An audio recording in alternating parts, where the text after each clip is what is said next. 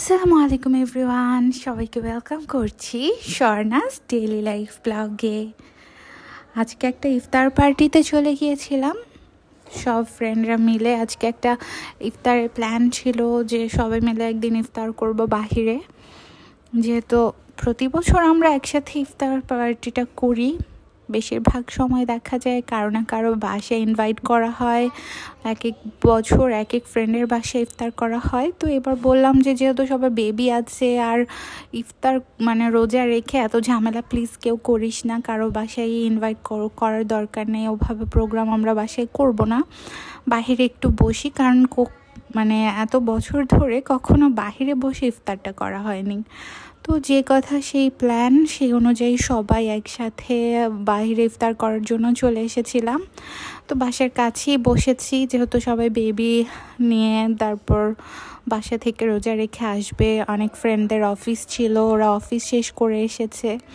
তো এই জন্য সবার জন্য যেটা ইজি হয়, কাছাকাছি হয়, এমন জায়গায় বসেছিলাম। তো আজকের ওয়েদারটা বেশ সুন্দর ছিল। ফার্স্টে তো যাওয়ার আগে দেখলাম বৃষ্টি হচ্ছিল, ভেবেছি বৃষ্টির মধ্যে কিভাবে কি করব। পরে দেখলাম বৃষ্টিটা চলে গেছে, সুন্দর একটা ওয়েদার ছিল, ঠান্ডা ঠান্ডা। দেন আমরা একটু আগে চলে যাই, কারণ যদি পরে যাই দেখা যাবে সিট পাবো না, বা খাবার অর্ডার করলে টাইম মতো খাবারটা পাবো না। তাই সবাই চলে গিয়েছিলাম আগে ভাগে একটু বিকেল করে। তো অনেকগুলো ফ্রেন্ডই অ্যাটেন্ড করতে পারেনি, অনেকগুলো ফ্রেন্ড, আমাদের দুটো ফ্রেন্ড অ্যাটেন্ড করতে পারেনি। জুইকে আর তনিকে অনেক মিস করেছি, ওরা থাকলেও ভালো হতো।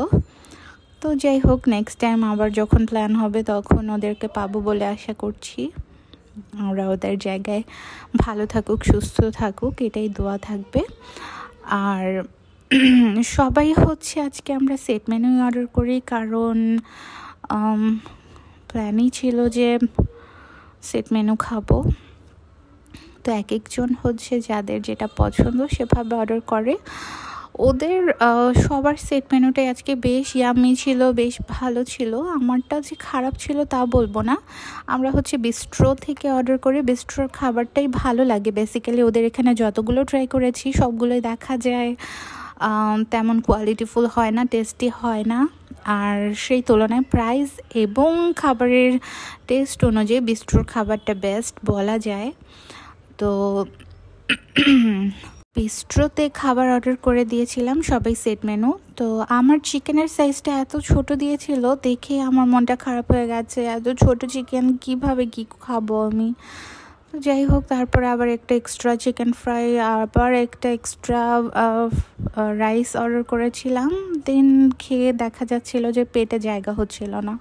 তো খাওয়া দাওয়ার পরে আমরা এই স্পেশাল চাটা অর্ডার করি। এই চাটা এত মজা, না খেলে বোঝা যাবে না। তো আমরা যখন চা নিয়ে বসি খেতে, ঠিক এমন সময় ঝুম বৃষ্টি আর অনেক ঠান্ডা বাতাস ছেড়েছে।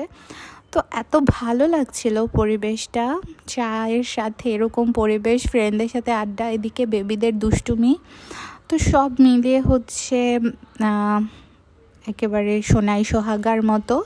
তো প্রতিদিন এমন হয় যে ইফতার করার পরে শরীরটা একেবারেই ছেড়ে দেয়, বিছানা একদম থাপাস করে পড়ি, এক ঘুমে দেখা যায় আমি এশারের পরে উঠি। তো আজকেই ফার্স্ট ইফতারের পরে দেখলাম যে শরীরটাও তেমন টায়ার্ড লাগছে না, ছেড়েও দিচ্ছে না, আবার একটু ফ্রেশ ফিল হচ্ছিল।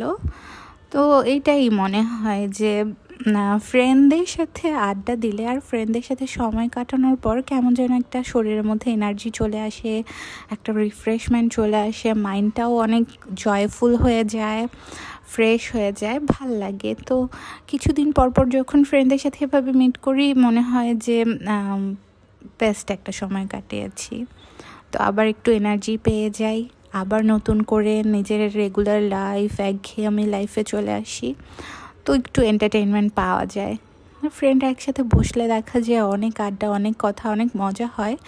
যদি আজকে ইফতারের টাইম ছিল, তাই আমরা সেভাবে যে খুব ফ্রিলি, খুব ফানি ওয়েতে আমরা যেসব পার্সোনাল আলাপগুলো করি, যেগুলো বললে আমরা খুব পচা কথাও বলা যায় এগুলাকে, আমাদের পার্সোনাল মজার ব্যাপারগুলো, সেটা একটু কমই বলেছি। যে রোজা রেখেছি, বি সেফ অ্যান্ড সবাই একটু সাবধানে।